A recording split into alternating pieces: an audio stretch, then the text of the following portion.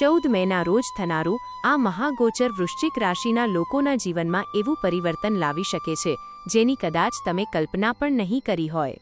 એક તરફ દૈત્ય ગુરુ શુક્રદેવ અને બીજી તરફ દેવોના ગુરુ બૃહસ્પતિ, બંને શુભ ગ્રહોની અદ્ભુત યુતિ મિથુન રાશિમાં બની રહી છે અને આ જ યોગ ગજલક્ષ્મી રાજયોગ તરીકે ઓળખાશે. મિત્રો, આ સમય દરમિયાન કેટલાક લોકોના જીવનમાં અચાનક ધનલાભ થશે, કોઈના અટવાયેલા કામ પૂરા થશે, તો કેટલાક લોકોને પ્રેમ અને સંબંધોમાં મોટા નિર્ણયો લેવા પડશે. પરંતુ સાથે સાથે કેટલાક એવા સંકેતો પણ દેખાઈ રહ્યા છે જે થોડું સાવધાન રહેવાનું સૂચન કરે છે. એટલે વિડીયો ખૂબ ધ્યાનથી અંત સુધી જોતા રહેજો, કારણ કે આજે હું તમને વિગતવાર સમજાવીશ કે 14 મેથી લઈને 8 જૂન સુધીનો સમય વૃશ્ચિક રાશિના લોકો માટે કેવી અસર લાવશે.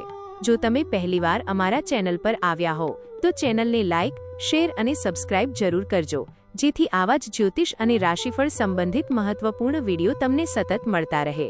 જય માતાજી. મિત્રો, હવે સૌથી પહેલા સમજીએ કે આ ગજલક્ષ્મી યોગ એટલો ખાસ કેમ માનવામાં આવે છે. જ્યારે બે શક્તિશાળી શુભ ગ્રહો એક સાથે આવે છે અને ધન, વૈભવ, સુખ, સંબંધો અને ભાગ્ય પર અસર કરે છે, ત્યારે જીવનમાં અચાનક ઉન્નતિ જોવા મળે છે. અહીં શુક્રદેવ પ્રેમ, વૈભવ, સુંદરતા, આકર્ષણ અને ભૌતિક સુખોના કારક છે, જ્યારે ગુરુ બૃહસ્પતિ જ્ઞાન, આશીર્વાદ, સન્માન અને વિસ્તરણના કારક છે. આ બંને ગ્રહો મિથુન રાશિમાં એકસાથે આવી રહ્યા છે, એટલે જીવનના ઘણા ક્ષેત્રોમાં અસર જોવા મળશે. ખાસ કરીને વૃશ્ચિક રાશિના લોકો માટે આ ગોચર તમારા અષ્ટમ ભાવમાં બની રહ્યો છે અને અષ્ટમ ભાવ ખૂબ જ રહસ્યમય માનવામાં આવે છે. આ ભાવ અચાનક પરિવર્તન, ગુપ્ત બાબતો, રહસ્યો, અચાનક લાભ, ઇન્વેસ્ટમેન્ટ, વારસો અને આંતરિક પરિવર્તનને દર્શાવે છે. એટલે આ સમય સામાન્ય નહીં રહેવાનો. હવે જો આપણે વૃશ્ચિક રાશિ માટે શુક્રદેવની સ્થિતિ સમજીએ તો શુક્ર તમારા 7મા અને 12મા ભાવના સ્વામી છે. 7મો ભાવ જીવનસાથી, લગ્ન, ભાગીદારી અને બિઝનેસ સાથે જોડાયેલો છે, જ્યારે 12મો ભાવ ખર્ચ, વિદેશ, શયન સુખ અને ગુપ્ત ઈચ્છાઓનો ભાવ છે. જ્યારે આ બંને ભાવના સ્વામી અષ્ટમ ભાવમાં જઈને બેઠા હોય ત્યારે જીવનમાં આંતરિક રીતે ઘણા બદલાવ આવે છે. કેટલાક લોકો પોતાના સંબંધોને વધુ ગંભીર બનાવવાનો પ્રયાસ કરશે, તો કેટલાક લોકો ગુપ્ત રીતે કોઈ સંબંધ આગળ વધારશે. જે લોકો પહેલાથી પ્રેમ સંબંધમાં છે તેઓ પોતાના સંબંધને જાહેર કરતા પહેલા ઘણું વિચારશે. આ સમય દરમિયાન આકર્ષણ ખૂબ વધશે અને લોકો તમારી તરફ ખેંચાઈ શકે છે. પરંતુ અહીં ભાવનાત્મક રીતે કોઈ ખોટો નિર્ણય ન લેવો એ ખૂબ જ જરૂરી રહેશે. આ ગોચરનો એક મહત્વનો પ્રભાવ ખર્ચ પર પણ પડશે, કારણ કે શુક્ર 12મા ભાવના સ્વામી છે અને અષ્ટમ ભાવમાં બેઠા છે, એટલે ભૌતિક સુખો માટે ખર્ચ વધતો જોવા મળશે. ઘણા લોકો બ્રાન્ડેડ વસ્તુઓ, મોંઘી ખરીદી, પ્રવાસ, ભેટો અથવા પ્રેમ સંબંધમાં વધુ ખર્ચ કરી શકે છે. શરૂઆતમાં આ બધું આનંદ આપશે, પરંતુ પછીથી આર્થિક દબાણ અનુભવાઈ શકે છે. એટલે પૈસા ક્યાં અને કેટલા ખર્ચવા એ બાબતમાં ખૂબ સમજદારી રાખવી પડશે.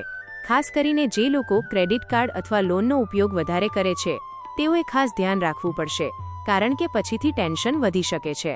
પરંતુ મિત્રો, ગભરાવાની જરૂર નથી, કારણ કે અષ્ટમ ભાવ માત્ર મુશ્કેલીઓ જ નથી આપતો. આ ભાવ અચાનક લાભનો પણ ભાવ છે.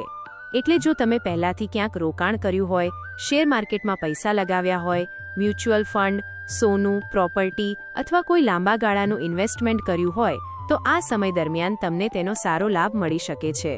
ઘણા લોકોને અટવાયેલા પૈસા પાછા મળવાની શક્યતા પણ દેખાઈ રહી છે. જે લોકો લાંબા સમયથી નાણાકીય સમસ્યાઓમાં હતા તેઓ ધીમે ધીમે રાહત અનુભવશે. અચાનક આવકના નવા રસ્તા ખુલશે અને ધન પ્રવાહ વધતો દેખાશે. આ સમય દરમિયાન સસુરાલ પક્ષ સાથે જોડાયેલી કેટલીક શુભ ઘટનાઓ પણ બની શકે છે, કારણ કે અષ્ટમ ભાવને સસુરાલ પક્ષનો ભાવ પણ માનવામાં આવે છે. કોઈ લગ્ન, માંગલિક પ્રસંગ, પારિવારિક સમારંભ અથવા શુભ સમાચાર મળી શકે છે. પરિવાર સાથે સમય પસાર કરવાની તક મળશે અને ઘણા લોકો પરિવારના સંબંધોમાં નજીકતા અનુભવશે. જો લાંબા સમયથી કોઈ સાથે મતભેદ ચાલતા હોય તો આ સમય દરમિયાન વાતચીત દ્વારા સમસ્યાઓ ઉકેલાઈ શકે છે. ગુરુ અને શુક્ર બંને શુભ ગ્રહો હોવાથી ઘરમાં ખુશીઓનું વાતાવરણ બની શકે છે. હવે જો વૈવાહિક જીવનની વાત કરીએ તો અહીં થોડું સાવધાન રહેવાની જરૂર રહેશે, કારણ કે 7મા ભાવના સ્વામી શુક્ર અષ્ટમમાં ગયા છે, એટલે પતિ પત્ની વચ્ચે કોઈ મુદ્દે મતભેદ થઈ શકે છે. નાની બાબત પર ચર્ચા વધી શકે છે અથવા શંકા જેવી પરિસ્થિતિ ઊભી થઈ શકે છે.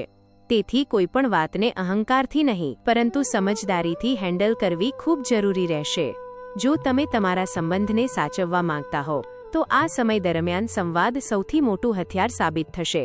જે લોકો લગ્ન જીવનમાં પહેલાથી મુશ્કેલીઓ અનુભવી રહ્યા છે તેઓએ ખાસ ધીરજ રાખવી પડશે. વેપાર અને બિઝનેસ માટે આ સમય ખૂબ જ ખાસ રહી શકે છે. ભાગીદારીમાં કામ કરતા લોકો માટે નવા અવસર મળી શકે છે. કોઈ જૂનો બિઝનેસ ફરીથી આગળ વધે તેવી શક્યતા છે. ગ્રાહકોનો વિશ્વાસ વધશે અને નફામાં વધારો થઈ શકે છે. જે લોકો પોતાનો નવો વ્યવસાય શરૂ કરવા વિચારી રહ્યા છે તેઓ માટે પણ સમય સારો ગણાશે. પરંતુ કોઈપણ કાગળ પર સહી કરતા પહેલા બધું સારી રીતે વાંચવું જરૂરી રહેશે, કારણ કે અષ્ટમ ભાવ રહસ્યો અને છુપાયેલી બાબતોનો પણ ભાવ છે. નોકરી કરતા લોકો માટે પણ આ ગોચર સકારાત્મક સાબિત થઈ શકે છે. ઓફિસમાં તમારા કામની પ્રશંસા થશે, સિનિયર્સ તરફથી સપોર્ટ મળશે અને કેટલાક લોકોને નવી જવાબદારી અથવા પ્રમોશનની તક મળી શકે છે. જો તમે લાંબા સમયથી મહેનત કરી રહ્યા છો અને પરિણામ મળતું ન હતું તો હવે ધીમે ધીમે પરિસ્થિતિ તમારા પક્ષમાં આવતી દેખાશે. તમારો આત્મવિશ્વાસ વધશે અને લોકો તમારા કામથી પ્રભાવિત થશે. આ સમય દરમિયાન મંગળદેવ પણ ખૂબ મહત્વની ભૂમિકા ભજવી રહ્યા છે, કારણ કે મંગળ વૃશ્ચિક રાશિના સ્વામી છે અને મંગળ પોતાની રાશિમાં મજબૂત સ્થિતિમાં રહેશે, જેના કારણે તમારો પરાક્રમ વધશે, આત્મવિશ્વાસ મજબૂત બનશે અને તમે જોખમ લેવા માટે તૈયાર રહેશો. જે લોકો લાંબા સમયથી ડર અથવા અસમંજસમાં હતા તેઓ હવે નિર્ણય લેવામાં વધુ મજબૂત બનશે. શત્રુઓ પર વિજય મેળવવાની શક્તિ મળશે અને અટવાયેલા કાર્યો આગળ વધતા જોવા મળશે.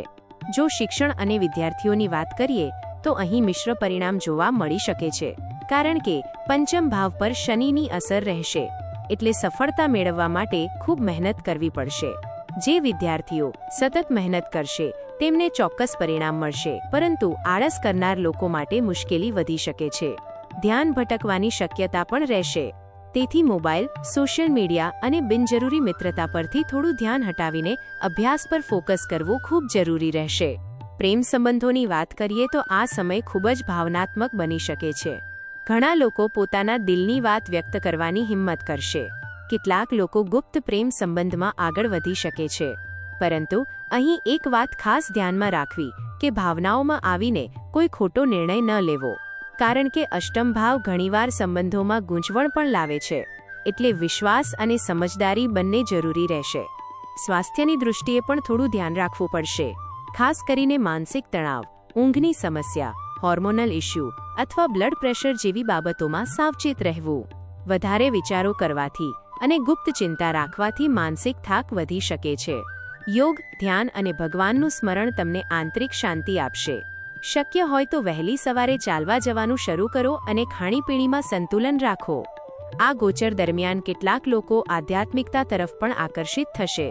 અષ્ટમ ભાવ ગુપ્ત જ્ઞાન અને આધ્યાત્મિક પરિવર્તનનો ભાવ પણ છે, એટલે ઘણા લોકો મંદિર, પૂજા, જાપ, ધ્યાન અથવા જ્યોતિષ જેવી બાબતોમાં રસ લેતા જોવા મળશે. જીવન વિશે ઊંડું વિચારવાનું શરૂ કરશો અને અંદરથી પરિવર્તન અનુભવશો. આ સમય તમને માત્ર ભૌતિક રીતે નહીં, પરંતુ માનસિક અને આધ્યાત્મિક રીતે પણ મજબૂત બનાવી શકે છે. હવે જો ઉપાયની વાત કરીએ તો આ ગોચરના શુભ ફળ વધુ મેળવવા માટે ભગવાન શિવની ઉપાસના ખૂબ જ લાભકારી માનવામાં આવે છે. દર સોમવારે શિવલિંગ પર જળ અર્પણ કરો અને સફેદ ચંદનનો તિલક લગાવો. ઓમ નમઃ શિવાય મંત્રનો જાપ કરો. શક્ય હોય તો ગરીબ લોકોને સફેદ વસ્તુઓનું દાન કરો. આ ઉપાયો તમારા જીવનમાં સકારાત્મક ઉર્જા લાવશે અને અષ્ટમ ભાવથી આવતી નકારાત્મકતાને ઘટાડવામાં મદદ કરશે. તો મિત્રો, કુલ મળીને જોવામાં આવે તો 14 મેથી લઈને 8 જૂન સુધીનો સમય વૃશ્ચિક રાશિના લોકો માટે પરિવર્તન, ધનલાભ, સંબંધોમાં ઉતાર ચઢાવ, આંતરિક વિકાસ અને નવી તકોથી ભરેલો રહેશે. થોડું સાવધાન રહીને અને સમજદારીપૂર્વક નિર્ણય લઈને તમે આ સમયનો ખૂબ સારો લાભ મેળવી શકો છો. ભગવાન શિવની કૃપાથી અટવાયેલા કાર્યો પૂર્ણ થશે અને જીવનમાં આગળ વધવા માટે નવી દિશા મળશે. જો તમને આ માહિતી ઉપયોગી લાગી હોય તો વિડીયોને લાઇક જરૂર કરજો, તમારા મિત્રો અને પરિવાર સાથે શેર કરજો અને ચેનલને સબસ્ક્રાઇબ કરવાનું બિલકુલ ભૂલતા નહીં. સાથે સાથે કોમેન્ટમાં જય માતાજી જરૂર લખજો, જેથી અમે પણ જાણીએ કે તમે આખો વિડીયો અંત સુધી જોયો છે. જય માતાજી.